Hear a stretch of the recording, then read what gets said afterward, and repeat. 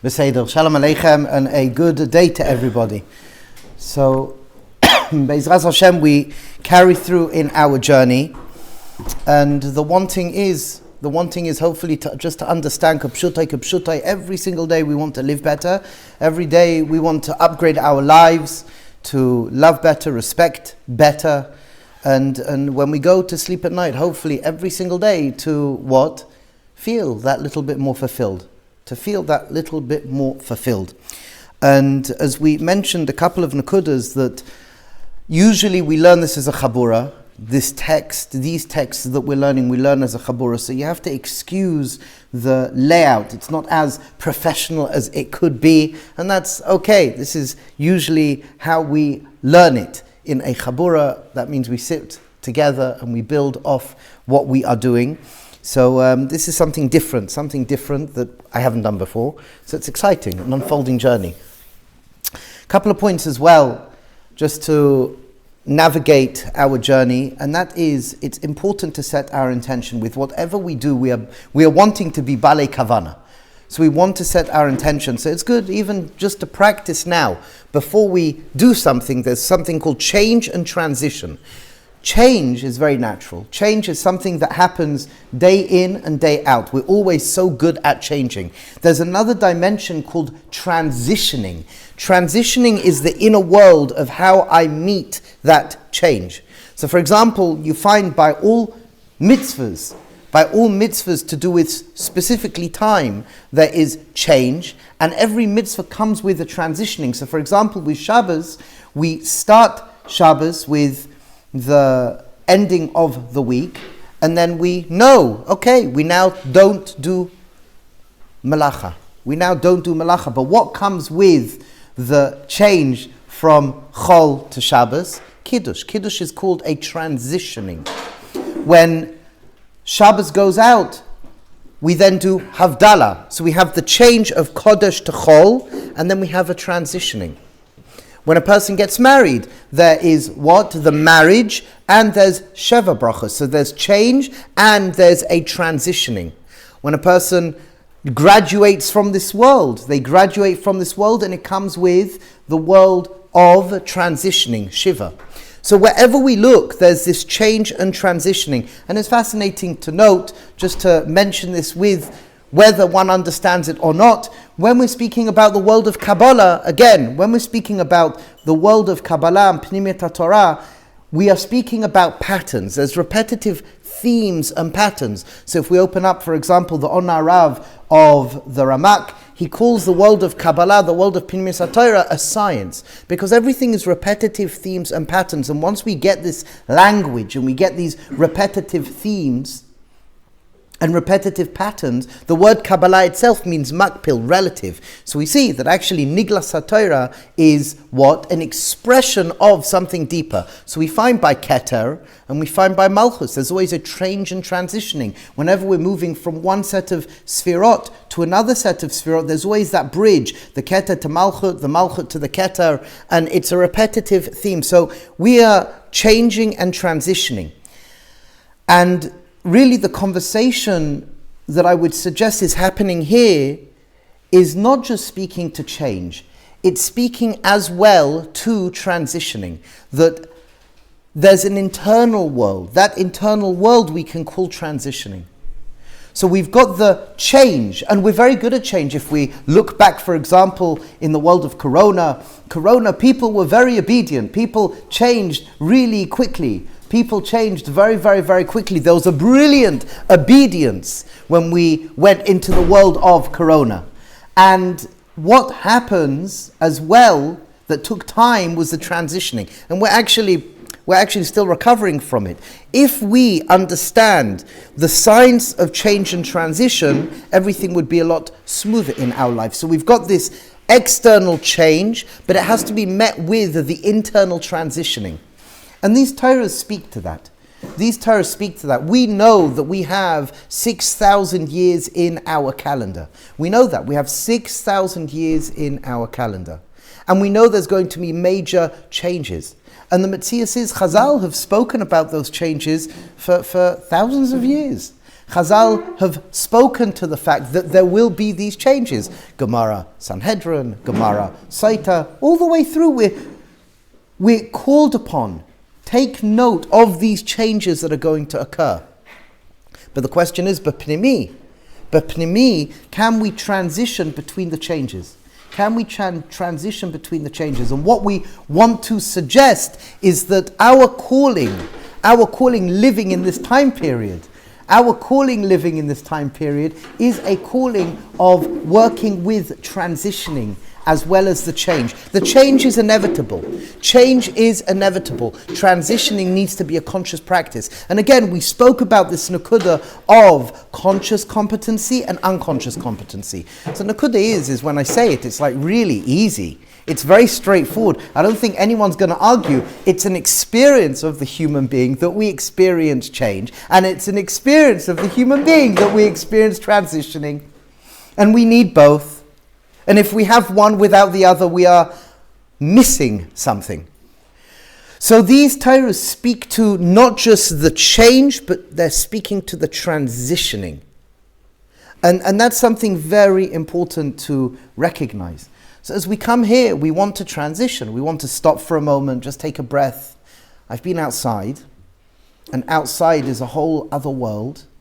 And now I've come in here, and this is a different space. A sacred space. This is a different experience. And what I want is to be able to navigate that when I come into this space, I can stop for a moment and I can take a breath and I can change my neurology and just be here. And what went on outside is good. What went on outside is okay. And what's going on in here is good. So we've got the change, but we have to transition because so many people can come into a space, but they're still outside. They're still doing the last thing that they were doing. By the way, if you look at Hilchos Mezuzah of the Rambam, we went through this a few months ago. The Rambam says this beferish. If you look at Hilchos Mezuzah of the Rambam presents this very odd halacha where he brings into focus that when you are moving from one space to another space, and we go through a doorpost, there's what we call a mezuzah, and we stop and we take note of the mezuzah, there's this change, and it comes with transitioning. And there's a science, it's a skill to learn to transition. And when we can learn to transition, our whole experience of living is better. When we learn to transition, our whole experience of living is better. We feel more grounded. We experience life in a more joyous way because I am actually where I am. Externally, I am here, but internally, I'm here as well. There's a beautiful story from the Heilige Zayda, Rav Levi Yitzchak Berditchever. Once he was coming to daven, I think it was Mincha.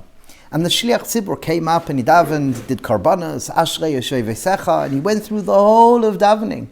And then after davening, Rav Levi Yitzchak turned and wished the Shliach Tzibur, Shalom Aleichem, welcome back. And he looks at the Rebbe, welcome back? What's pshat, welcome back? And he says to him, I'm not sure where you were. Your body was here, but I'm not sure where you were. To which the Shliach Tzibur looked at his Rebbe and said to his Rebbe, you are right, I was in Leipzig. I'm going to go on a business meeting. I've got a business meeting and I was thinking about it as I was davening.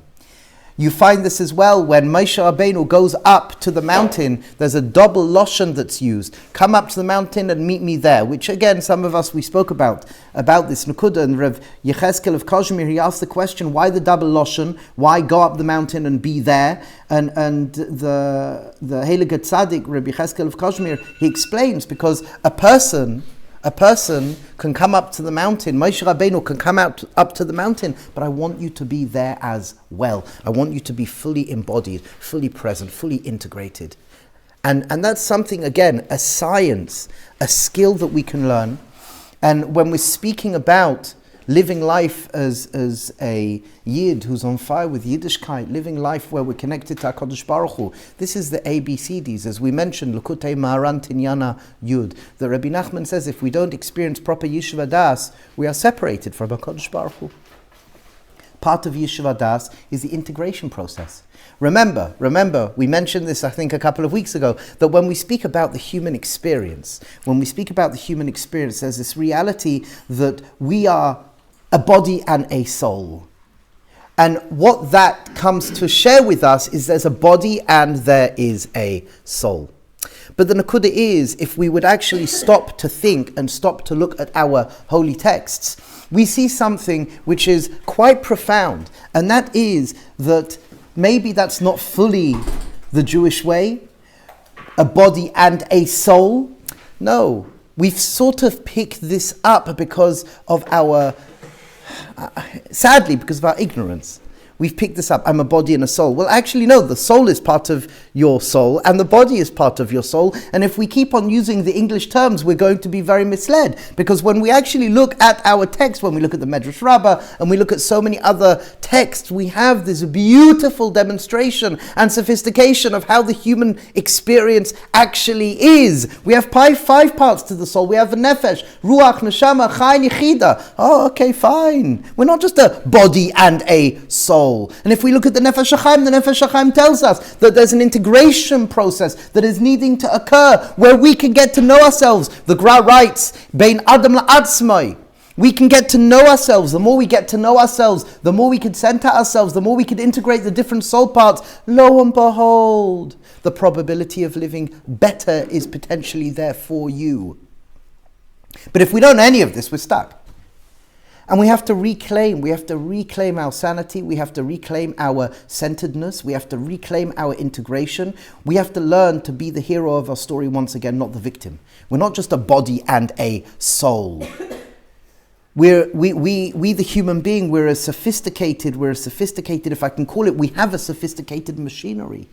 And when we can learn to reclaim, we could move out of the victimhood that we so experience, unfortunately, into this place of being the hero of our story. And we want that. There's a journey, and we're walking this journey. And we want to make sure that as I walk this journey, I can move through the changes, but then I can meet the changes with healthy transitioning. And when we have that pnimius and chitzonius, when we have that working together, when we have that relationship working together, we live better, we feel better, we look better, we hold ourselves better, we integrate better, we meet our moments in a far more delightful, graceful, malchusdik way. And that's what we want because we deserve to live well. HaKadosh Baruch Hu gave us a beautiful planet. HaKadosh Baruch Hu gave us a really unbelievable what HaKadosh Baruch Hu has given us. And the nakuda is sometimes we forget that because we're not led into the direction of remembering that. If we don't remember that we have so much good, it's very easy to forget. And what we want is to remember that we're walking this journey and we're meant to be beacons of light, sharing, not just holding it for ourselves with others, but we have to have it ourselves. We have to have it ourselves. And as we have it ourselves, and we move from transitioning to change and change to transitioning, when we remember that the human experience is a human experience that's not linear from the perspective of just a body and a soul, but that actually 5 parts. And if I give some definition to those 5 parts, neshama, ruach, and nefesh, well, what is it? If I can have a better understanding over my own machinery, I can become the mechanic over my own machinery. Life is, as it seems, better. And again, who will judge that? Not me. I do this. I bought in. I'm a meshigana over this stuff. I bought into it. I believe it. I'm like sold on it. But who needs to be invited? You have to invite yourself. I'll share, and you need to invite yourself. Test it. As we said from last week, test it. You've got the papers, read through it, test it. What do you think about it? Because at the end of the day, the Pilzno Rav used to say in Avodas Hashem, you have to prove why it's worth you doing this for yourself. If you are told to do something and you don't believe in it, it will stop after a certain amount of time. You have to prove to yourself why it is worth it. And the more you can prove to yourself why this is worth it, and the more you can prove to yourself how important it is, at least that's a bedrock to start. Awakening your Bechira. Using your das and awakening your Bechira. And one of the major issues that we find today in education is that when, for example, I was taught by the Biala Rebbe and others, when I started to give shir, he says, you have to chap. You know, you're not in charge. You're just a vehicle. You know who's in charge? The audience is in charge. They're in charge. The students are in charge. Talmid Chacham. The Talmud is in charge. You are just there to be a conduit, but at the end of the day, you have to let the audience know that they are in charge, because you can get up and speak, but why do you want to get up and speak? Why?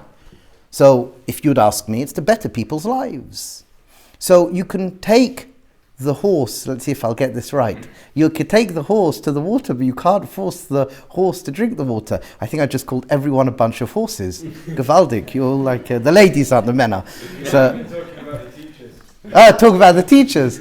So this nakuda of recognizing that you have to prove to yourself. We have three friends. What are the three friends? Cynicism, skepticism, and? Cynicism, skepticism, and criticism. We have the three friends. They work very, very well together. Now, if they're turned up, if all of those three friends are turned up, it's very hard for us to hear, to feel. It's very hard for us to hear and feel. What we have to do is learn to turn them down, to take a breath,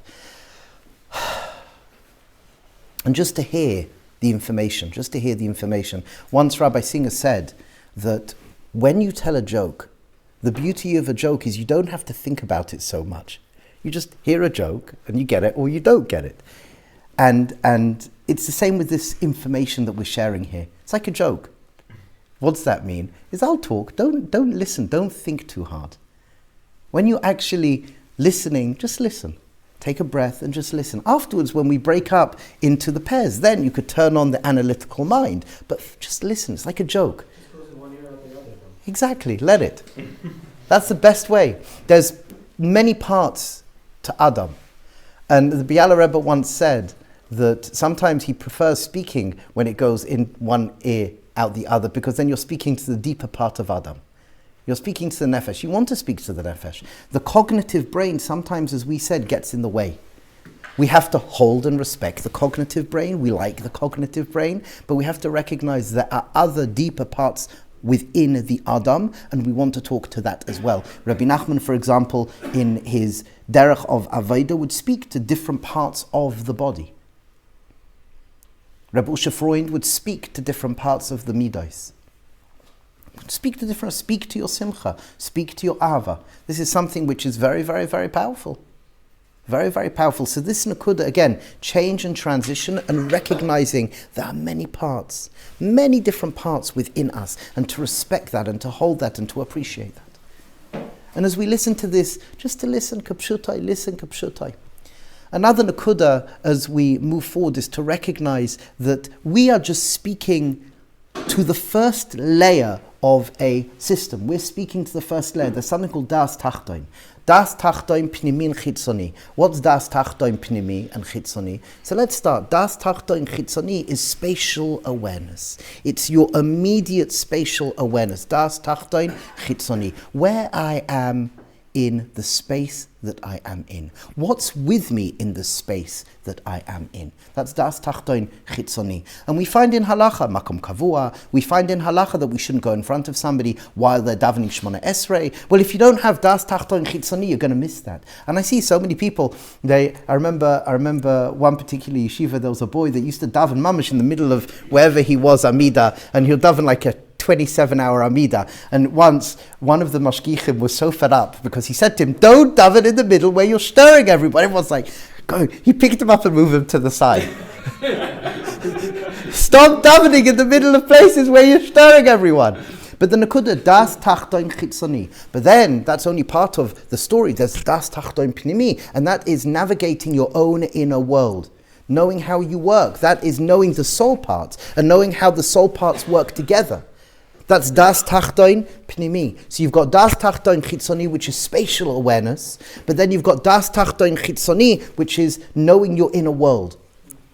Then, once you've had a conversation about that, then we move up to Das. And really Das Tachtoin and Das really work together, because Das is the ability to what we call let go.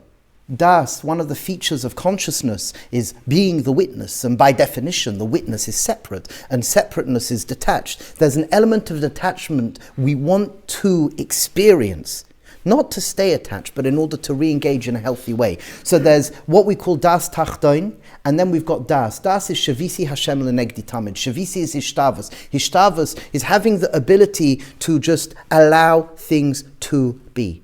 It's the ability to witness and allow it to be in a non-controlled fashion. So just as the birds fly around in the sky and just as the clouds float by, I have no control over it. So two, it's building up some sort of skill or mastery just to observe your inner world and to observe your outer world.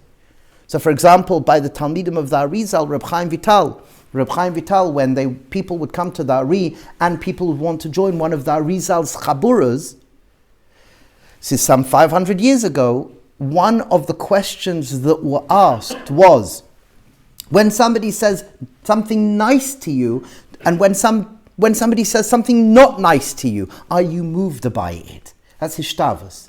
I can hear and I could non-judgmentally observe and hold that which is going on. That's das. Is there anything going on inside differently, or it's just not sharing? So you've got something called Yeshiva Das, which is the availability to cultivate an awareness of what's going on without being entangled in it. So if someone says a compliment, I know that part of me is feeling good. So that's part of being Das. Then you've got something called Menuchas HaNefesh, where your internal world is quiet as well. So it could be two. But the nakuda, the first nakuda, is to have this awareness that whatever is said, I'm aware of my inner world, I'm aware of what's coming up, and I can hold it and let it be. I don't have to become entangled with it. So this is the nakud of das tachtoin and das. Das elyon is when we can start drawing in a more conscious way the godliness within us. So let me just give an example. In a different hashkafa, in a different derech, the world of Musa, Rabbi Yitzchak Grudzinski, who is the son of Rav Avram Grudzinski, who was Nifti, wrote the Torah Avram, he would say like this: you've got the world of Behema. The world of Behema is when the trigger and the reaction, the stimulus and the response, the hisayrurus and the dachav are touching. That's the world of Behema. It's not a nasty, negative, horrible state. It's a part of the human experience. And then Adam is where we can create this gap between the hisayrus and the dachav, between the trigger and the reaction, the stimulus and the response. And then with that gap, that's where Bechira lays, and we can start to drop things in to that gap. So, das tachtoin is behema, das shavisi is bechin of Adam, and then ben Torah is what we want to drop into this gap is Torah. We want to drop sukkim into this gap. We want to drop halacha into this gap. We want to drop Maimah Chazal into this gap. We want to drop yichudim into this gap. And then we create this loop. We create this loop that I'm becoming a holier, I'm becoming a healthier, holier being, a merkava. What's after Shavisi? Das Elyon. So you have Das Tachtoin, Das and Das Elyon. And each and every one of you, everyone works like this. We're going to just be speaking right now to Das Tachton, but we should know their shlavim. We should know that we are, as we said, the children and grandchildren and great-great-grandchildren of prophets. And it's in our DNA. It's part of who and what we are. And we have to at least start to open up the conversation of how that looks, how that's experienced. And we've got, as we said, this beautiful set of wisdom teachings that give us conversation to this. And the byproduct, which I think right now is the real conversation, it improves our mental health. It helps us tremendously. When we become healthier, we become happier. And when we become healthy and happier, the natural consequence is we become holier. We want more kedusha in our life. We experience it differently. Everything that we do, when we do a mitzvah, and a mitzvah is a practice of deep, deep mindfulness, drawing down Hashem's light. And if we can, at least cerebrally or emotionally experience that, it becomes that much more meaningful. And we create this loop where we're constantly evolving ourselves. We're becoming happier and healthier and holy, as we have said. And it's something marvelous. It's glorious. You know, we look at the smallest things become so beautiful. The smallest things become so beautiful. When you have a moment and you see, I don't know, a little caterpillar on a leaf, and you're like, whoa, that's so nice. That's a shifting from the world of Teva to the world of Pella. The world of Teva is when we're stuck in the ego self. Again, we'll learn all of these languages, hopefully, but when we get stuck in our thinking, we miss the smallest little things that are so beautiful. We miss it. We're robbed of our joy. But when we can become more balas das, bale das, and we can evolve and we can become more conscious, wow, it's a different way of living. Things are more funny. Like everything's humorous. Everything is humorous. It really is. And like the smallest little thing, you're brushing your teeth and you get the splash of the toothbrush on your face. You laugh, you giggle. It's funny. But that's the beauty of what happens when you start to evolve yourself. They're very, very, very fixed, so to speak, signposts in knowing that you're doing well. And part of that is you laugh more. Things are more ironic. It's like, oh, really? Oh, wow. Things are more obvious. This is brought in this farm, Rabbeinu Bachya, the Shara Kedusha, Perek Dalet, or whatever. We'll go into it, Be'ezras Hashem. We'll see. But yes. In that gap that you said between, like, let's say the Das Hachton Pnimi, where I acknowledge what's coming up, and then Das, like, I can sit and just be aware of it. So then you said, like, am I inserting Torah on that, or is it more of like just allowing whatever? There's a few different stages. There are a few different stages. So at first, when I'm in my thoughts, feelings, and physical sensations, that's called the behema. When I'm just reacting without thinking, without processing, that's called the nefesh habahami. Then what happens when I become more of the observer, I tap into my truer self. Then there's a space, there's a gap, and there's a space. I, number one, realize I'm not the experience I'm feeling now. That's not my full identity. So there's a gap, and I'm now going to choose what I want. At first, typically, Adam is a good place to start. What are the healthy sociological norms to place into this gap? And then as I develop, I could then bring and draw down Torah into this gap. So it's stages, and it becomes pretty natural. It's conversations, and those conversations lead, after a certain amount of time, to a pretty natural progression. Yes. Is there also a stage, just going to be very authentic, is there a stage before when we start to open the gap between stimulus and response, but we still react? Yes. Okay. 100%. So I'm aware that I'm yelling at my kids, I'm losing my temper, they're going crazy. But at least I'm aware of the fact that that's not... That's called Yishuv Das, but no Menuchas HaNefesh. Thank you. So again, that's really important. I can have, this is speaking to what you were saying, I can experience Menuchas HaNefesh, I can experience Yishuv Das, that in my mind, I'm aware of what I am acting like right now. So in my mind, I know I'm going nuts. So there's an allowance and a processing for the development of a natural human experience. The Borei Olam meets us where we are always. We have to allow to meet ourselves where we are.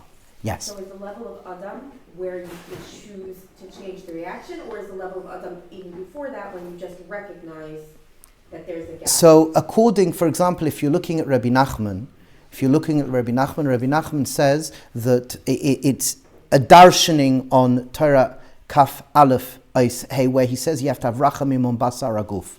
So Rav Yosef Meir Weingot used to say that having rachamim on basar aguf is even when you are speaking about this stage. I know that I'm doing something wrong. I know. The point is like this: when we learn to build a better relationship with ourselves, we could be more stark on ourselves. But stark, I could be harder on myself when I'm in a good relationship. If I'm not in a good relationship with myself, all I'm going to be doing is sabotaging myself. So what I want is to create and build a healthy relationship with my nefesh. When I build a healthy relationship with my nefesh, then I can put the brakes on. So for example, when I was by Rabbi Singer, I remember at first he said to me, you don't have a healthy relationship with your nefesh. You don't have a healthy relationship with your nefesh. He told me, yes. So I remember when I went to America the first time and I spent time with him, I never saw such big bottles of orange juice. They have in London we have a normal bottle, a cup of orange juice. In America they're 87,000 gallons in the fridge, because the fridges are massive as well. And he said to me, I want you to know, any time that your nefesh asks you for orange juice, you have to run and get orange juice. I was running to the bathroom day and night, but when I was with, that's what he said. He says you have to re-evaluate your relationship with your nefesh, and you have to rebuild your relationship with your nefesh. When you have a good relationship with your inner self, then what happens is when you need to put the brakes on, your nefesh listens. And this is found as a makor in the Kuzari, in the third Maimah, Ois Hey, where the Kuzari speaks about what it is to be the king, the prince of a nation. Everyone's looked after, everyone's well, and then when you need to call on them, they call on you. So it's incredibly beautiful. It's there, and we want to again encourage, share, care, and build ourselves and help, support, care, share, and encourage one another. And it's a journey, and it belongs to all of us. It really does. Yes. The Rav said before that when something goes in one ear out the other, there's actually there's a goodness to that state. In some ways, it's a higher level on a deep. It's a deep, I wouldn't say a high level, a deeper level. Ultimately what we want is to have the availability that cerebrally as well as internally they could be on the same page. Das, your consciousness is the negotiator between the neshama and the nefesh, and we want to create and foster a way of living where I can speak something out to myself, my nefesh, my lower self. I don't like using English words, but just for context, because we don't know this language right now, the ego self will fight back. Ultimately, what we want is that when I say something, my soul, which is the higher values, the higher part of me, will share something with me. Consciousness will hear that, and then I can direct it to the nefesh, and it will listen. So in Avos, when it gives the four different ways of learning, and it gives a funnel, which I think ties this directly, that's in the context of really we want to be learning Torah. So there we're acknowledging it's not as high because we're trying to the idea with Torah is we're trying to inculcate the Torah as opposed to it just goes in and then goes out. Interesting. I didn't think about it like that, but yes. Yeah. There's a question from earlier. The Rav mentioned that there's a state of shivisi, we're just allowing whatever around us is just to be. It is, let it be. It is what it is, and not do anything. Isn't that a form of Hefkerus? Maintaining that state of just allowing Hefkerus. around us to... He's asking a very good question. Yes, on a certain respect, within context, it's a form of Hefkerus, yes. But sometimes in order to heal, you have to experience that. You have to choose to make the space. How long is that space supposed to last? It depends on the person. But observing is extremely positive because it's separating you from your issue. In other words, the issue is not me. Correct. I'm just observing it. Correct. The nefesh is part of your experience, and it is not you. Your more essential self, in the language that we can use, is called the witness. It's called das. And you're right, and we'll unpack what you're saying. We'll unpack this point of Hefkerus. So, for example, in the world of Chaburas, that it's a space, even when we do Habata, the exercise of Habata, which is a witnessing exercise, we say there's no good, bad, right or wrong, because there has to be an allowance, there has to be a place within context that you can just hold yourself without being measured against something else. It's the same, for example, Rabbi Nachman speaks about in regards to his boidadus. Everything and anything in that context of his boidadus can be shared, and it's healthy and it's good, because at the end of the day we want to cultivate a better relationship, a healthier relationship. But if our nefesh is on fight and flight, if our whole being is on fight and flight, there's no one to speak to. But when we can learn to make a change in our neurology, and when we can learn to retether to the body, to the consciousness, creating an alignment, when we can hold everything that's going on, that's going to change the way that we function every single moment. Yes? Yes, you mentioned that one needs to satisfy the nefesh, and then you're able to put on the brakes. Yes. So how, I can understand that the nefesh is not feeling it's losing out, so it's not going to fight you. But at the same time, when you put on the brakes, you're limiting that food that it had before. So how do you make that transition? Okay, that's this. You're right, and that's this. Keep your question on how we make that transition in mind, and let's see as we go through. Make sure that we answer it. You be on top of that. That how do we make that transitioning? That when we are giving allowance to the nefesh, but then we put on the brakes, the nefesh will get upset that we're putting on the brakes. So how do you deal with it? If you have a good relationship. So the question was, how do we transition? How do you build a relationship? How do you start to get there? It's a very good question. So where we are up to in the text, let's go back into the text. And where we're up to in the text, and Be'ezras Hashem, there should be bracha, mazel, and hatzlacha for Heilige Gamzuli, should be bracha, mazel, and hatzlacha for all of Am Yisrael, and hopefully HaKadosh Baruch Hu Mamish will take this and use it where it needs to be needed to upgrade our lives. Be'ezras Hashem. So where we were up to yesterday, I think it's on your page 3. Is it on your page 3, the vision? Extra copies? Pardon? Are there any extra copies? Yes. How many? There's a few copies here. Thank you. So,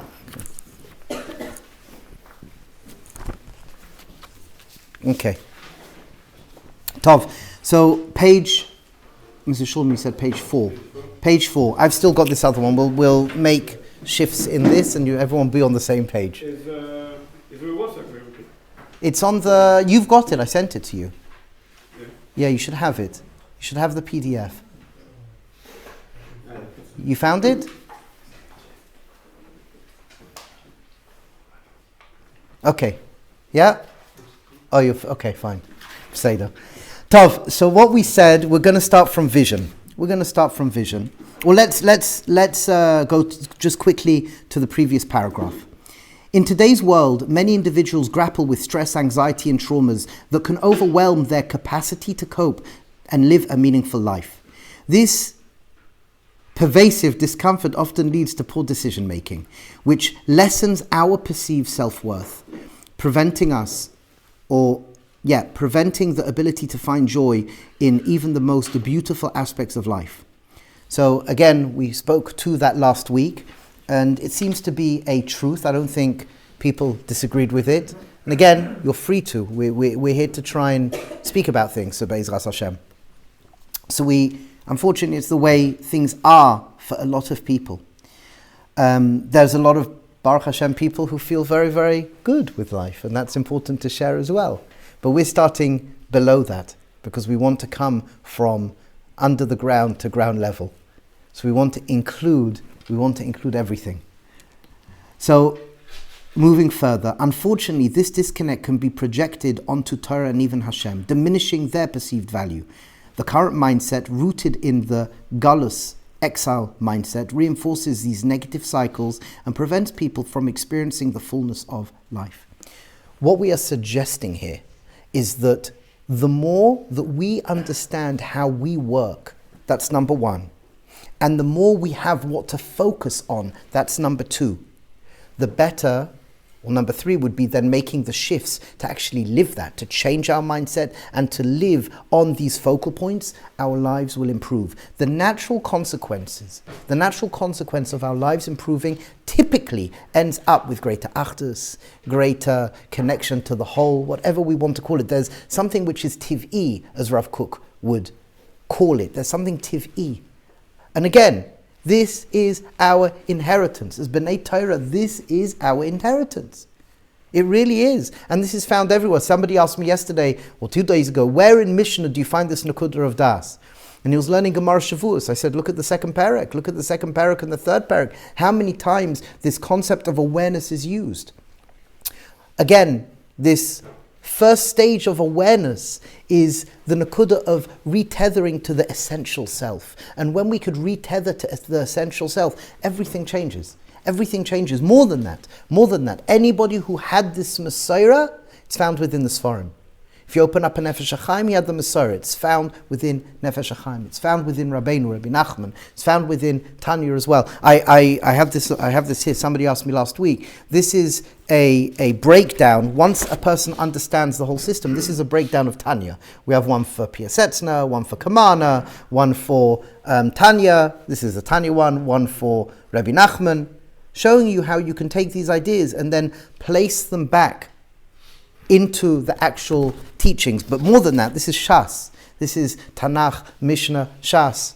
As we mentioned, there's a paper that hopefully we'll finish in the next 1,000 years, which breaks down the journey of the, no, that was on me, not you, the journey on of the neshama, the 5 parts of the neshama. And you see this in Tanakh, you see this in Mishnah, you see this in Shas.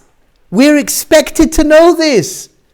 We're expected to know this. As we said, when we do understand how we work through the eyes of Chazal, it's a far more enjoyable journey keeping Torah mitzvahs. When we look at Torah mitzvahs of just the do's and don'ts, it becomes heavy, it becomes a burden. So we want to make this reframe, and we need to make this reframe. So our vision. Our community envisions a world where individuals can lead wholesome, wonderful lives by embracing a Geula mindset. We aim to transform Klal Yisrael's mindset into a Geula mindset, empowering individuals, families, communities, our nation, and humanity to recognize their unique divine missions and to live engaged, holistic lives. And this, again, is an incredibly important nakuda. The more whole and healed I am, the more functional I am in living a life where I'm drawing down divine intelligence into me and through me in everything and anything that I do. And we want that because that's good for the world. That's good for me, it's good for you. My healing is your healing is my healing. And tachlis is that we find that we can generate an achdus. And it's very, very natural. People speak about achdus, but if you're not directed and defined into actually how you work, it's very difficult to achieve Achdus. And Achdus is just a nice idea that we come to when it's the 3 weeks. Oh, the Beis Hamikdash was destroyed because of Sinas Chinam. But then after 3 weeks, you can go back to hating people. So what happens is, unfortunately, it's the truth. It's like, that wasn't even like an English sarcastic joke. But, so this is the shifts that we want to make. Right now, and I'm saying to you right now, this will change. This is where we are right now. And again, judge it. I'm asking you to think about it. First listen to it, and then judge it. So if you think about a Geula mindset, and this is based on Chazal, this is based on Torah, and it's again, you observe this for yourself. So a Geula mindset may look like, and I put may because we're changing. But right now, over the last however many years, it's been this. We need to have a deep health, both mental and physical. Stage one. If my body and mind are less healthy, as we've just said, I'm prone to poisonous thinking, polluted thinking. I'm prone then for a person's body to hurt, because there's a psychobiological connection. The body and the mind are deeply connected. So to create a Geula mindset, a deep health in both physical and mental and physical health. What's number 2? Number 2 is optimism and hopeful mindset, creating resilience, awakened through gratitude. So what we find is like this. If we look out at the world today, we need resilience. Resilience is part of our story. We revisit the Haggadah every single year. We revisit Purim every single year. It's speaking about the resilience of our nation, resilience. But how do you awaken resilience? The way we awaken resilience is by being hopeful and optimistic. When we are hopeful and optimistic, we are more resilient. And how do you awaken optimism and hope? Through gratitude.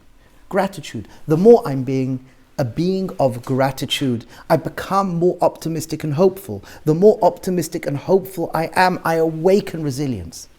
And this is based on the Arizal, Hod, Netzach, and Yesod. Hod, gratitude, Netzach, hope and optimism, and Yesod is resilience. And that's, in the world of Kabbalah, you have Chabad Chagat Nehim. The last tikkun is the tikkun on these spheres, on the last spheres. That in our generation, we want to awaken the resilience, and we need it. If we look at the world, who can argue with this? You can if you would want, but who can argue with this? We want resilience. How do we awaken resilience? Hope and optimism. And how do we awaken hope and optimism? Through gratitude. The more each individual steps into being a being of gratitude, everything changes. Yehudi is hoda'ah. The starting place of gratitude is labeled within our name. It's labeled within our name. Everything that we do speaks to gratitude. Rabbi Belsky in Citadel and Tower, when he speaks about brachas are speaking to gratitude. If a person doesn't have gratitude, the kafui tov, if they're kafui tov, he says, he brings two midrashim, you can't be makabel ol malchut shamayim. Person who's not a being of gratitude cannot connect to HaKadosh Baruch Hu, and cannot connect to themselves or anybody else. Gratitude is so important. From gratitude, we become a conscious practitioner of gratitude. Hope and optimism arises. And through hope and optimism arising, then we experience a greater resilience. So again, moving from an exile mindset to a redemptive mindset. A deep understanding of the importance and the actions and the behaviors that lead to deep physical and mental health. Number two, a shift to create a Geula mindset is that of gratitude, Hod, Netzach, optimism and hope, leading to resilience. What's next? Meaningful collaboration and contribution. Meaningful contribution and collaboration. The moment we step out of ourselves and I find ways in order to be of service, it changes everything. Changes everything. You look at the mental health research and they show one of the big game changers where you could take somebody who's not feeling so good and you can invite them to be of service. Already the whole state changes for the better. So this nakuda of collaboration and contribution is every single person, as Rabbi Nosson writes in Likutei Halachos in many places, has their own malchus. Every single person has their own queenship and kingship. And what we want is to be of service. As the Gemara in Huriyos tells us, who is the greatest servant? HaKadosh Baruch Hu. The king is the servant is the king. When you are lech lecha, you find your melech. Same root. When you are lech lecha, when you grow, when you're working on growing and developing yourself, you find your melech. What does a melech do? A melech is of service. A melech wants to make their country the best, most beautiful, wholesome country. This nakuda is so important, collaboration and contribution, which breeds achdus. Instead of getting lost in ourselves, I'm asking myself, how can I be of service to you? And the Pilzno Rav would say, when you sit with people, ask them, how now can I be of service to you? Do you need me to just listen to you? Do you need me to just listen to you kvetching if somebody's speaking to you? That could be a truth and that's okay. That's valuable. Do you need me to listen and then respond? What do you want? How can I be of service? Because so many times when we try to help, it's helping from my perception. But slow down and stop and open up your eyes and heart and mind and ask, how can I be of service to you? And through contribution and collaboration, think about it. Think about a society who has both mental and physical health. They're upping it. They're consciously upping it. Think about a society who's a society of gratitude. Gratitude. They're living with more hope and optimism, and they have more resilience. It's easier to collaborate and contribute. And when you're collaborating and contributing, society is mamish, it's catchy. You look what happened after last year. Everybody's out on the streets. They're bringing pizzas to the soldiers and everyone's helping everybody else. There was a spirit in the air, an unbelievable spirit in the air. Unfortunately, the Erev Rav and whatnot has knocked us out a little bit. But we have to, as an individual, recognize the only person that's responsible for them is you. I'm responsible for me. I can help, care, share, support, and encourage each other. That's my responsibility as well. That we want to be a society where we are holding each other. We are building each other. We are encouraging, sharing, caring, and supporting with each other. That's what we want. To be what? beings of gratitude, which develops hope and optimism, which develops resilience, and collaboration and contribution, which is fundamentally based upon my sense of physical and mental well-being. How does that work for introverts? How do introverts fit in? It fits in exactly the same way. I'm guessing when you say introverts, you've got an assumption that collaboration and contribution means going outside. Yes. It could be davening. As Rabbi Nachman says that Ha'olam nivra rekele bishvili, it could be davening for something. So you're good. Thank you for asking the question. If you're asking it, it may be on other people's minds as well. So does that answer? It could be writing, davening, learning, b'schus something, somebody. Could that be the same in terms of, we mentioned like the mental health professionals say somebody who's stuck in themselves to have them be of service? Or Yes. It opens them up. So Yes. it Just would by work the yes, same way? yes. The fact that we are thinking about something or somebody else makes a shift within our psychobiology. It's healthy for us. So even journaling. Even journaling, and if you're journaling b'schus of, it's a form of tefillah. Yes. How does someone that has, like, especially like, I feel like in like the yeshivish world, meaning the Torah world, but it's very much highlighted in the yeshivish world, of learning goals and managing to like cover, and like we get I feel like we get so swamped in our own personal goals. Obviously, I'm saying the royal we, but it's the collective we too, for sure. And we I mean, when you get to the point that you feel like you pick and choose between your own goals that you set for yourself in terms of, let's say, learning and like covering ground or whatever those personal things might be that seem to hold a very high priority, and being of service. What's your question? My question is, how does, when one is put in, feels like they're falling behind their own goals and their own learning, for example, their own personal growth in terms of their relationship with the Kodesh Baruch Hu as a Yid or whatever it is, and between that and their being of service. Why is it different? Because I feel Why like is it being of different? service All it is a like shift. So this without is exactly what we just said. All it is a shift in thinking. My davening, my learning could include somebody else as well. It's just a shift in thinking. It's more internal than external, and it includes external as well.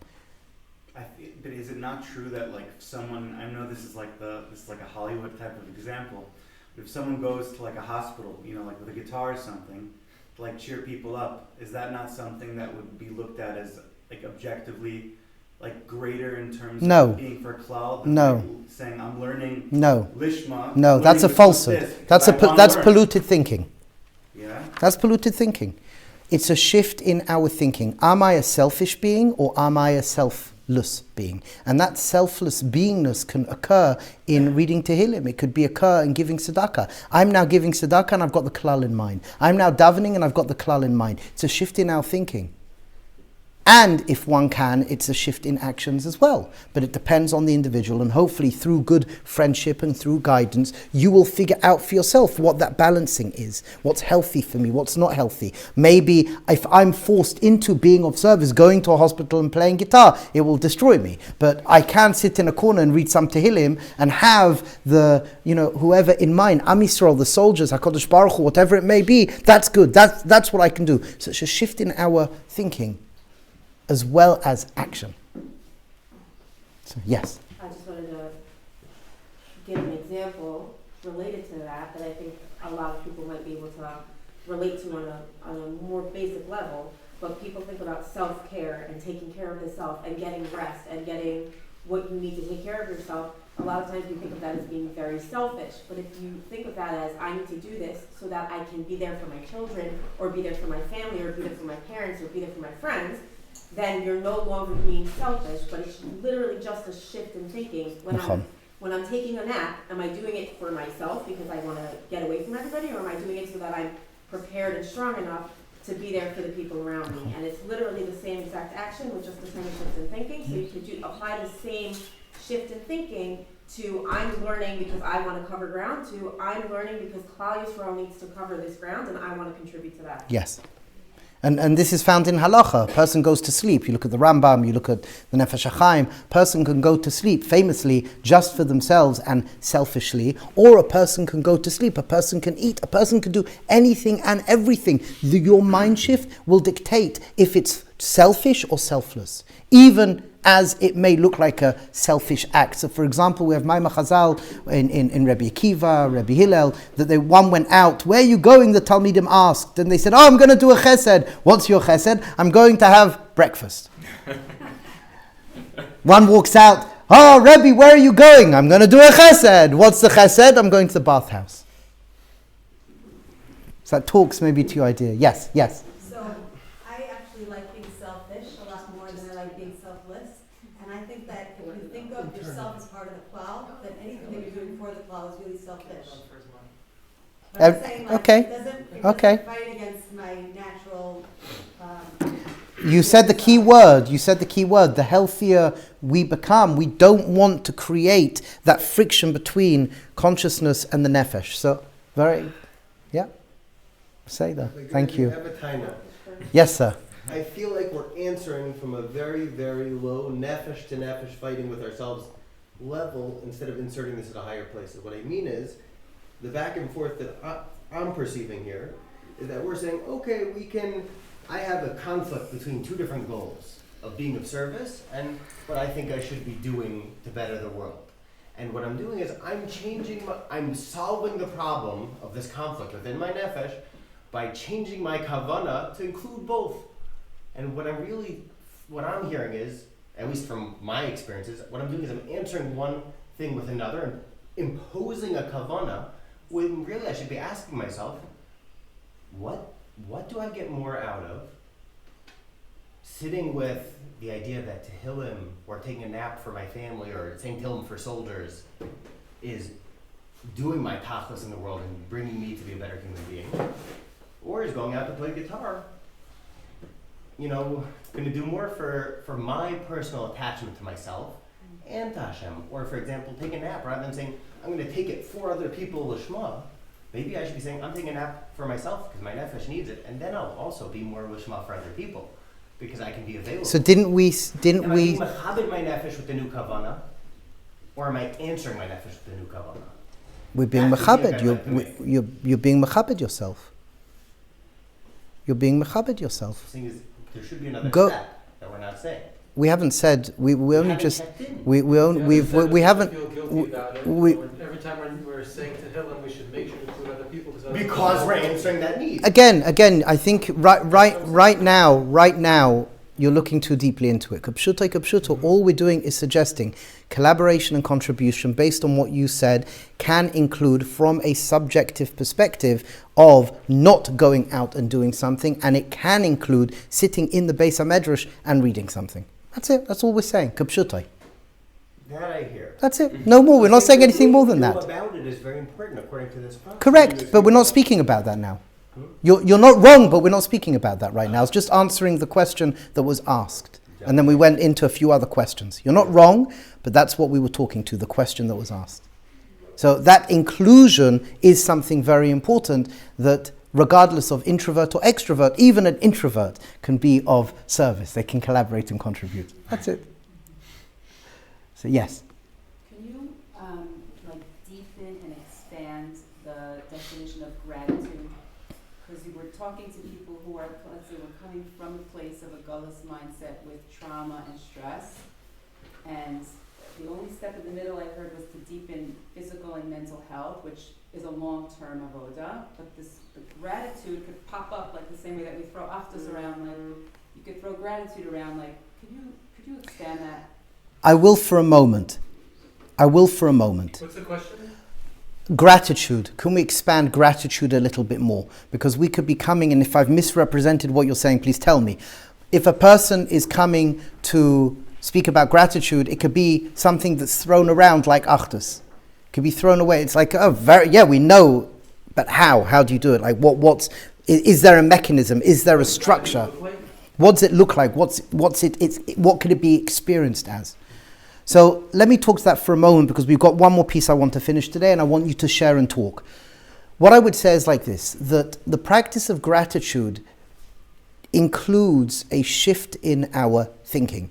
It moves us from the place of me being within myself, just within myself, to me slowing down and recognizing there's a world outside of me. There's a reality that I lack. And constantly, that lacking, almost all the time, some way, somehow is filled up. So I'm talking to the place of chisaron within me and appreciating that there's a whole universe outside of me that's giving to me. So what that would look like is, number one, being present. It's important to be present. Very, very, very important to be present, because if I'm not present, then I'm blocked off from the outside world. When I am present, I can open up to the outside world and other people. So being present is really important. And there's a practice of, just b'kavan, if somebody does something for you, to look at them and appreciate, thank you. Shouldn't be just words. There's a exercise that we have when you're by yourself. We do this in Hisbeinenus. The derech by Rabbi Yosef Meir Weingott, who was a student of Rav Avram Sternhartz, when he did his Beidudus, the way that he did his Beidudus is that he would stop and he would start off just by looking at his surrounding. Das tachtoin chitzoni. Then he would go inside and he would just start thanking. But when he would thank, he would do a couple of things. He would, number one, come up with what he wants to be thankful for. Then he would stop and just be with it. And if he could, to allow his body to feel it, what emotions come up in the present moment. Then he would think about, what happens if I don't have this particular thing? What happens if it wasn't in my life? Then he would come back to having it, and only then, when he was ready, he would put a smile on his face. Shkayach, thank you, shkayach. So there was this embodied experience of gratitude. That's what I would say right now. Does that speak to what you're asking a little bit? So this nakud of gratitude is really important. And when you can embody gratitude, it changes you from the inside out. It's something very, very special. Let me finish the last pillar here. And that is a healthy relationship with physicality. A healthy relationship with physicality. This is based on a very important principle, that all that we have to relate to anything is physicality. We live in a physical world. We use words. The words that we use are about and only about the physical experience. So much so, even when we're speaking about ruchnius, we use terms of ruchnius which are grounded in gashmius. So, for example, there's a beautiful letter from the Rebbe Rayatz where he speaks about the Arba Olamos, and he explains that there's a space. We use the word olam. There's a space, a certain space. All we can use is the term space. The Leshem, the Bala Leshem, brings this idea as well, that all that we have to speak to anything and everything is the groundedness of physicality. So when I speak about a spiritual experience, I speak about warmth. I speak about oneness, and my relationship tag is what? It's oneness of what I see outside as oneness. Love, it's like the analogies that we give between a parent and a child, a spouse, whatever it may be. So when we're speaking about Gashmiut, fundamentally we have to understand from this world, us in this world, all we have is Gashmiut. All we have is the physical world. That's what we have to leverage anything and everything. So we have to understand it properly. In the world of Chabad and earlier Mekubalim, the Gashmius, the source of the Gashmius comes from a higher place than Ruchnius. So this nakuda of understanding physicality and our relationship with physicality and our relationship to the world that we live within is very, very important. Obviously, there's a lot more to talk about. There's a whole book on it. The other nakuda is the recognition that as we get closer to the year 6000, there's going to be a tremendous abundance of physicality. And the reason why there's a tremendous abundance of physicality is because there is, in the Kabbalistic community, this Jewish world of machshava and Kabbalah, this nakuda of what we call holy sparks, nitzaisis kedusha, bir nitzaisis kedusha. And what we are saying very, very, very, very simply is when Adam and Chava ate from the tree, there was what we call a shattering of the vessels. And those shattered sparks fell in physicality. They fell in the physical world. They fell into the physical world as the body. They fell into the emotional world. They fell into the world of the mind. And the Baal Shem Tov tells us anything and everything that we are doing is a excavation, gathering and elevating of these sparks. And as we come to the end of days, we're going to have to finish off this process of healing. So by definition, we are going to meet an absolutely wild abundance of physicality. How are we going to interact with it? Is it going to own us, or are we going to own it? Is it going to hurt us, or are we going to help? And what we want ultimately is, by understanding a deep dive into the physicality and how the physicality works and the abundance that we experience, and having the maturity to hold it, changes everything. Changes everything. So the default? Is it by default as we heal and as we become holier people, then the gathering of the sparks just happens automatically in a healthy way? It happens, it should. The more that we are metaken al midot, the more that we are healing, it should be a reality that we're healing those sparks. And further, because over the generations we haven't had the abundance to metaken, it has to be metaken. So we're thrown into a world of gashmiut. And these last, however long it is, to year 6,000, we're going to be mamash. We're living in a world of abundance. How do we hold that world of abundance? The more mature we are, the greater we can cultivate the holding of that abundance and using it in a good, healthy way. So let's just wrap up for today, and then we'll break up and you'll share. So again, our vision in our community, hopefully our global community, is that we can live as individuals leading wholesome, holy, wonderful, wondrous lives, embracing a redemption mindset. And we want to shift from the exile mindset to the redemption mindset. And 4 principles that we need to cultivate a relationship with and speak about and open up, which we see, again, look out at the world. I think this is becoming more and more and more obvious. But we look out at the world, a deep dive in both physical, mental and physical health.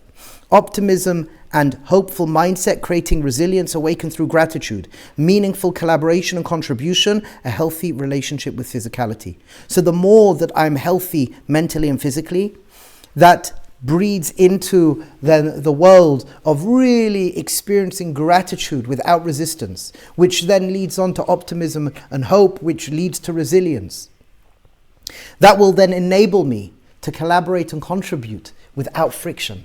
I'm a lot more available to be present and to think outside of myself. In the context of our last leg of our Avodah in the exile, picking up these Nitzaisis Kedush, these holy sparks, which I appreciate and I respect, is a big conversation. But the reality is, the more we can understand physicality from a healthy way, it's going to enable us to be more wholesome and holy and happy. Be'ezras Hashem. So, something to think about. We've covered a lot. And what I'd like you to do now, I invite you just to turn to the person next to you, and I'll tell you when. 2 minutes, one person can talk, another person can listen. What did you hear today? What did you hear? We don't have to walk away knowing everything. What did you hear? What spoke to you today? Okay, good? We're good? B'seid, everyone should have bracha, mazel and hatzlacha. And as you walk out, how can you better your life? How can you better somebody else's life? Be'ezras Hashem Yisbarach. Goodness for everybody. L'chaim, l'chaim.